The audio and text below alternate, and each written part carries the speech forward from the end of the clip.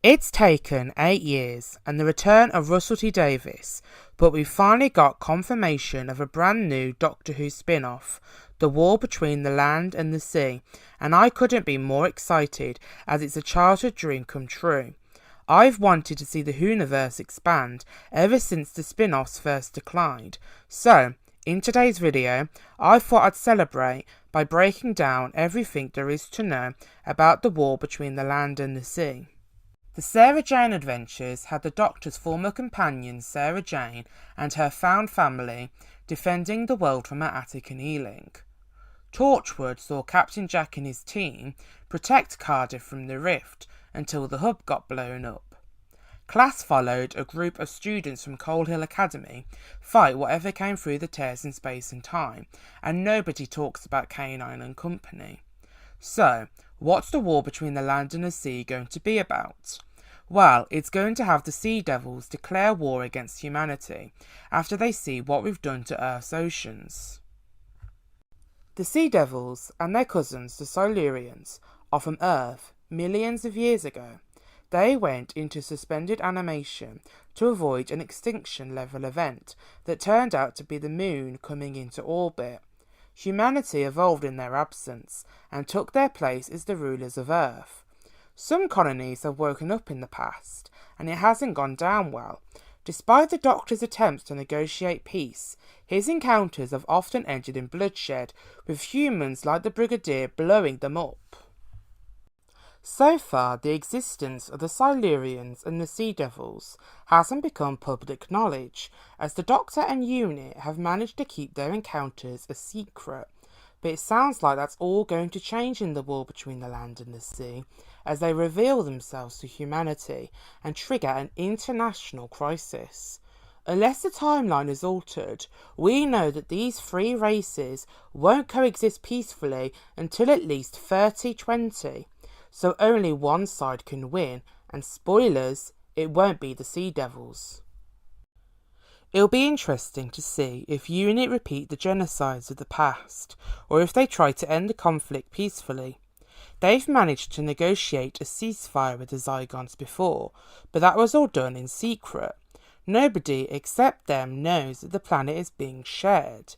However, this war seems like it will be fought with the eyes of the world watching.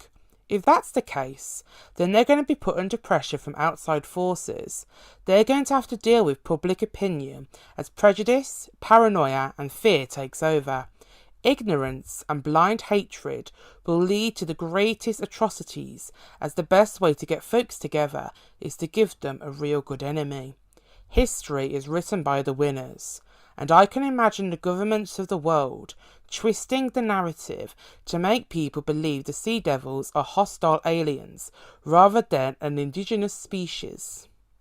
UNIT has always had an attitude of shoot first, ask questions later, even though they rarely met an alien who isn't immune to bullets. Without the Doctor around to pass judgment, UNIT could easily succumb to their worst impulses and do what worked before.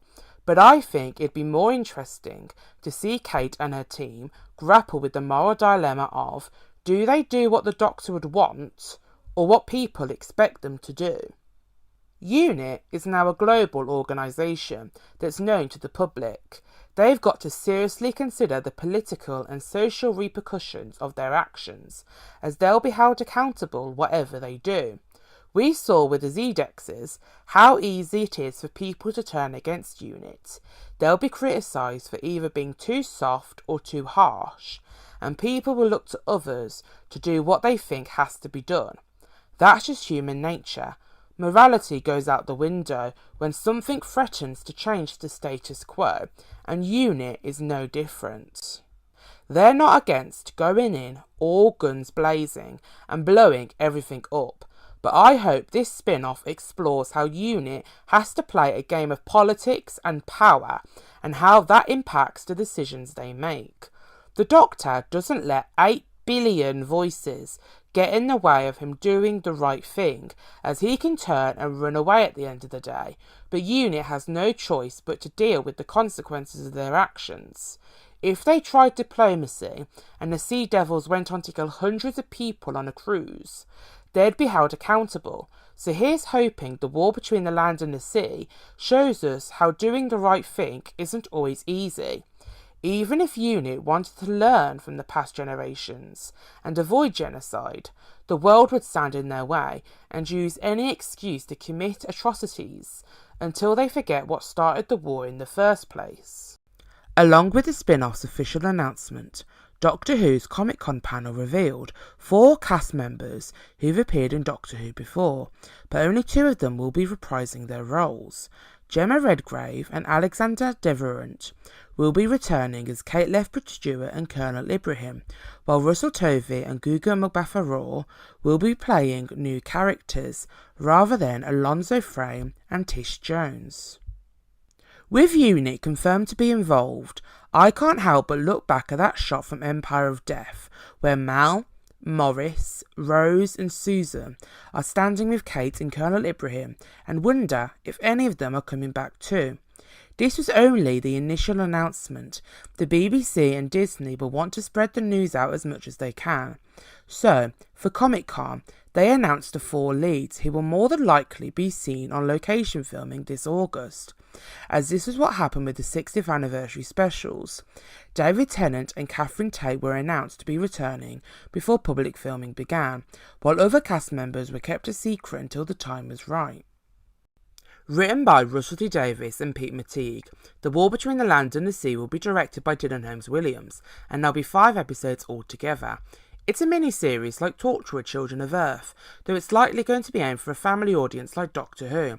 The only thing that gives me concern with The War Between the Land and the Sea being a serialised story is it will live or die by its build-up, execution and payoff. With all the pieces forming one interconnected story, you can't isolate the episodes as their own thing, as they all link together and all it takes is one weak link to break the chain, and retroactively ruin the entire series. Fans have been left disappointed by how Russell T Davies solved the mystery of Ruby's mother by revealing she was just an ordinary woman. He said she was important because we made her important, but he set it up to make us think like that by adding more fuel to the fire. All the evidence, from it snowing around Ruby, the Doctor's memories changing, and Maestro's reaction, pointed towards there being something extraordinary about Ruby's origins. Russell T Davies has explained that he was inspired by Rey's original storyline in Star Wars, where her parents were revealed to be ordinary before she was retconned to become Palpatine's granddaughter. But there was never any evidence to suggest that Rey was related to someone special.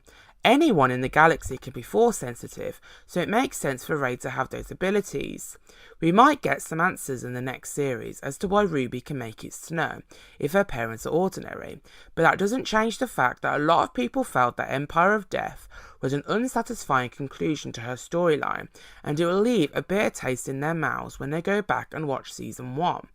The War Between the Land and the Sea won't have the luxury of having standalone stories you can enjoy without thinking about the bigger picture, so it's imperative that they stick the landing, otherwise it will lose its rewatchability, as people don't want to invest all their time into something they know ends poorly.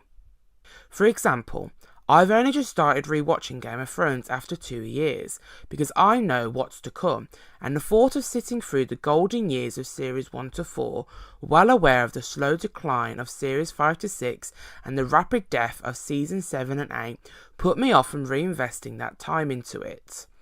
The War Between the Land and the Sea should benefit by focusing on the conflict between the humans and the Sea Devils. Once it's set up, it should be a straightforward race to the finish line. Hopefully, it'll be able to avoid the same pitfalls as Doctor Who and take some lessons from Children of Earth so it can tell the best possible story across 5 episodes. So, there's everything we know right now about the War Between the Land and the Sea. As the first Doctor Who spin-off in 8 years, I can't wait for it to come out, but I hope the Whoniverse will learn from the mistakes of the MCU and Star Wars and focus on quality over quantity. Doctor Who, The Sarah Jane Adventures and Torchwood were a perfect combination, working together to fill the gaps and give the Whoniverse a constant presence throughout the year. However, Russell T Davies and Stephen Moffat have spoken out about how difficult it was to work on multiple shows at once. I recommend The Writer's Tale if you want a more insightful look at how overworked and under pressure Russell was during his last era. He can't afford to spread himself too thin and jeopardise the quality of Doctor Who. So, while I'm looking forward to the war between the land and the sea, I don't want you to compromise the main show by dividing his attention. If this is only the beginning of the Whoniverse's expansion, they should take this opportunity to test run potential successors like Pete Mateague and see if they've got what it takes to replace Russell as showrunner when the time comes. But what do you guys think? Are you looking forward to the war between the land and the sea, or do you think it's too early to be doing spin-offs? Let me know in the comments, and if you enjoyed today's video, don't forget to like and subscribe so you don't miss out on future videos. If you don't want to wait, you can get early access and more by becoming a Patreon or Ko-fi member. Links are in the description below. Any support you do give will be greatly appreciated. Until next time, goodbye.